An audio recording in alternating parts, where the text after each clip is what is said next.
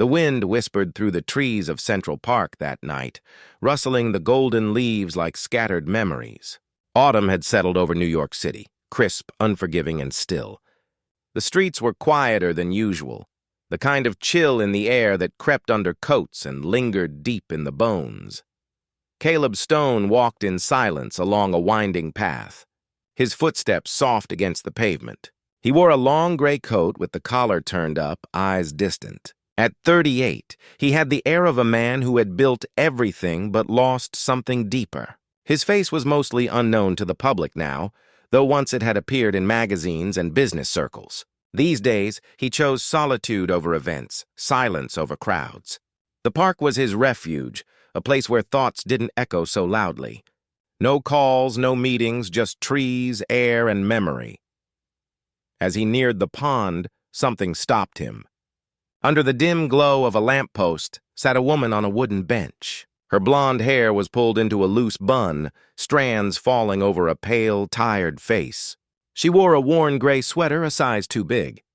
Her shoulders curved inward, not from the cold, but from something heavier. In her hands was a sandwich already torn into 3 pieces. Beside her sat 2 small children. The older, a girl in a faded pink dress, sat straight and alert despite her thin frame. She was maybe 6. Her cheeks were flushed from the wind. He would later learn her name, Laya. She held her sandwich piece carefully, as if it were treasure. Next to her sat a boy, younger, with soft brown curls and a well-loved stuffed bear tucked under one arm, Theo. He leaned against the woman's side, nibbling quietly. The woman, Nancy, handed the largest piece to Laya, the next to Theo. She took none for herself. Instead, she drank from a bottle of water and smiled gently at them. Caleb stood frozen. It wasn't just the poverty that rooted him. It was the way she moved, the way she gave without hesitation. Something about it ached. Then Laya leaned toward her mother and whispered, "Mommy, if you don't eat, how will you sing for us tonight in the van?" The words cut through him. He heard his own daughter's voice from 5 years ago, asking him to sing one more before bed. He felt again the softness of her hands in his. The loss hit him all over again. Nancy smiled at Leah and brushed a strand of hair from her daughter's cheek. "I have plenty of energy," she whispered, "because I get to hear your voice first." The children giggled softly.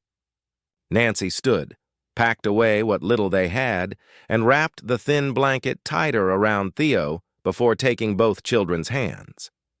They walked slowly toward the edge of the park. Caleb hesitated, then followed at a distance. They walked past shuttered stores and darkened windows.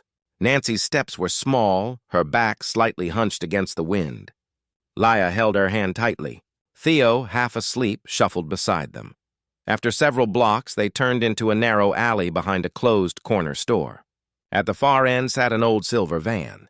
Its paint was dull, the back window cracked, the tires deflated. Leaves and vines gathered at its base. It hadn't moved in years. Nancy looked around quickly, then crouched and reached beneath the fender, pulling out a thin piece of wire.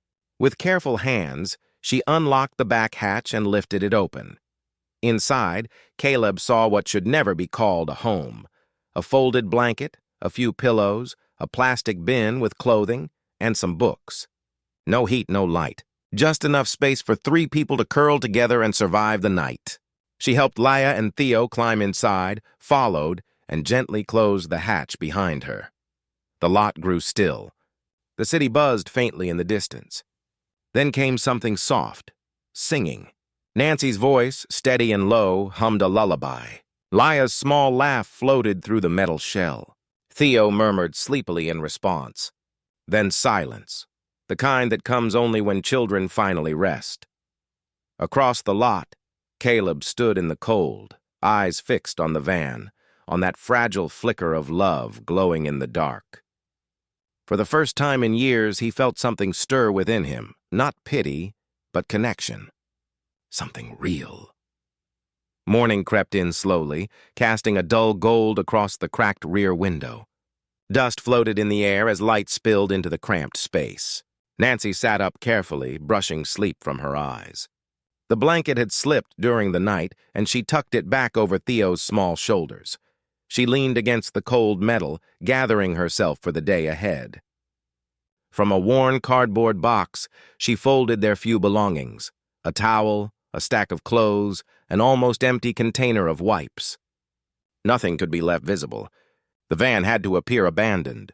She cracked the hatch just enough to look out. Still early. No one around. She ushered the children out quietly. Pouring water from a half-used bottle into a cup, she handed them soft, bristled toothbrushes, gifts from a community outreach van.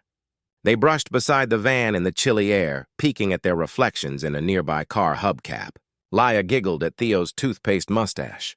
For a moment, it almost felt normal. Nancy watched them, pride and sadness mingling in her gaze. Years ago, she had worn a crisp white chef's jacket embroidered with her name, Nancy Ross, beneath the logo of La Maison Blune, one of New York's most acclaimed restaurants. She hadn't just worked there. She thrived. Praised for her creativity and instinct for flavor, she was called a rising star, featured in magazines and invited to food events. In those photos, she looked different, hair neat, eyes bright, smiling with quiet confidence. That woman had believed she was going somewhere. Then came the accident. Late one night after service on her way home, a car ran a red light. The crash shattered the driver's side and her right wrist, the tool she'd spent her life training. There were surgeries, therapy, but her grip never returned. Knife work became unpredictable. Precision was gone. Within weeks, the executive chef had to let her go. Her husband, a struggling musician, lasted 2 more months before leaving. No goodbye, just silence. Left with 2 children, no income, no insurance, and a broken wrist, Nancy fell through the cracks. There were shelters, couches, temporary kitchen jobs, washing dishes, prepping vegetables. She worked without complaint even as hope dimmed. When every option vanished, she found the van behind a shuttered store. It offered what no one else did, space and silence. She cleaned it, covered the cracked windows, and turned the back into a small nest with borrowed blankets and a foam pad pulled from a dumpster. It became home. Even then, Nancy never begged. She looked for work, not sympathy. She taught Laya and Theo to say thank you, to stay proud even when they had little. When we act with grace, she told them each night, the world might give some back. That morning, as the children finished brushing, Nancy noticed a paper bag folded neatly beside the van's door. She stepped closer cautiously. Inside were 3 apples, 2 cartons of milk, a sealed sandwich, and a pack of granola bars, all fresh. No note, no sign of who left it. She looked around. The lot was empty. The breeze stirred the leaves, but no one was there. A small, real smile touched her lips. She pressed the bag to her chest and looked toward her children, then to the skyline where morning light brushed the buildings. Someone had seen them and cared enough to give without being asked. She closed the hatch gently, afraid to break the moment. For the first time in weeks, her chest felt lighter. Hope, fragile and quiet, had returned. The penthouse was silent. Warm light glowed across polished marble floors, yet the space felt cold, uninhabited in spirit if not in form. Wealth could not fill that stillness. Caleb stood by the window, staring out at the glittering skyline. The city buzzed below, but his mind stayed in the park, with the woman and her children, the way she smiled without asking for anything. That image clung to him. He turned from the glass and pressed a button on the intercom. "Victor," he said. "Yes, sir. I need you to find someone." "A woman, early 30s, blonde, 2 kids. I saw her in Central Park last night." "You want surveillance?" "No, just her story." Hours later, a file sat on his desk. Nancy Ross, age 30, former sous chef at Le Membre Bleu. His breath caught. She had worked under Henry Lacroix, the same chef who'd mentored him in Paris during a brief, passionate foray into the culinary world. Henri had once mentioned a gifted young woman in New York with rare instinct and heart. Caleb kept reading. Severe wrist injury, job loss, husband gone, 2 children, homeless, living possibly in an abandoned vehicle. He stared at the words. Nancy, once destined for greatness, was now fighting to survive. And yet she had torn a sandwich into 3 and made it feel like a feast. A woman like her shouldn't be living like this, he whispered. But he knew money wouldn't help. He'd seen her pride. She needed purpose, not pity.